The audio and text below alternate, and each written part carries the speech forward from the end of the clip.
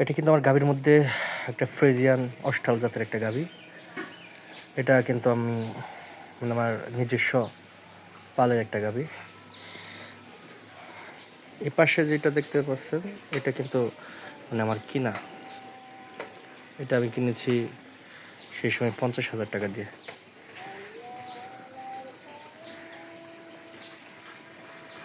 তার পাশেরটা আমি কিনছি 50,000 টাকা দিয়ে, আর এটা কিনছি আমি 70,000 টাকা দিয়ে। প্রায় এটার বয়স 1 মাস 10 দিনের মতো। এটার বয়স 1 মাস। দৈনিক আমি এদেরকে প্রায়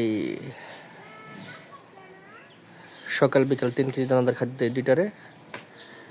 আর এটার আমি সকাল বিকাল 2 কেজি দানাদার খাদ্য দিই। আর এটাতে প্রায় 4 কেজি দানাদার খাদ্য দিই আমি সকাল বিকাল। আর আমার পরবর্তীতে আপনাদের কাছকে আমি আমার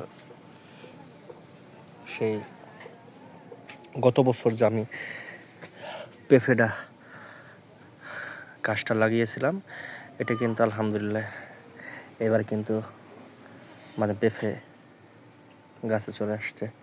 আর বিশেষ করে যে আমার এই পেঁপের যাত্রা, এটা কিন্তু পুরুষ গাছে কিন্তু আমার পেঁপে ধরছে। আর প্রত্যেকটা পেঁপের সাইজে কিন্তু ওই বাঙ্গি অথবা আপনি কলার মতো বলতে পারেন, ব্যানানা। এটাও এখানে আমার 8 থেকে 10টা পেঁপের গাছ লাগানো।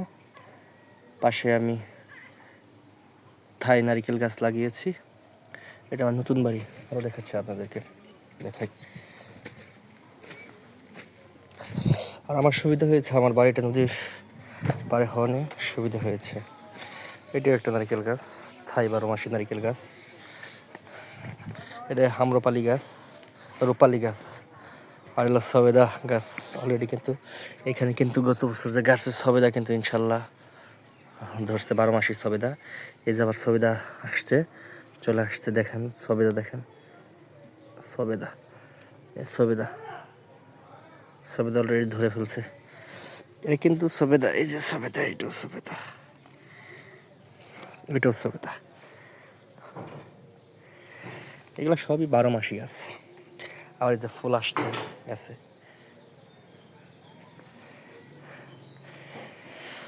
ছোট একটা লটকন চারা, একটু জুম করে দেখাই, বুঝবেন না। এটা 12 মাসি লটকন গাছ। এটা হলো আমার এলাচ লেবুর গাছ। এটা দেশি নারকেল গাছ। পাশে আপনাদেরকে দেখে, এটা হলো রূপালী আম গাছ। প্রায় গত সপ্তাহে লাগাইছি। এখানে আমার গরুর গোবর স্টক করে রাখি।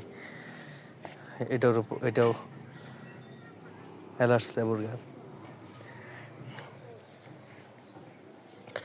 এটাও আমার রূপালী আম গাছ। পাশে আমার খামার, মুরগির খামার। এটা মূলত আমি মুরগির খামারটা করেছিলাম ওই আপনার লেয়ার মুরগি করার জন্য। তবে দেখি কি করা যায়, লেয়ার যে অবস্থা, ডিমের বাজার নাই বলতে চলে। তেজপাতার গাছ, থাই গাছ। আর এখানে আমি সবজি গাছ লাগাই। সবজি গাছ বিশেষ করে মিষ্টি কুমড় যে গাছটা, এটা কিন্তু আমি এখানে লাগাইছি। মিষ্টি কুমড়ের ফুলও চলে আসছে, যে ফুল দেখেন। আর এটা হলো আমার বিশেষ করে দারচিনি গাছ।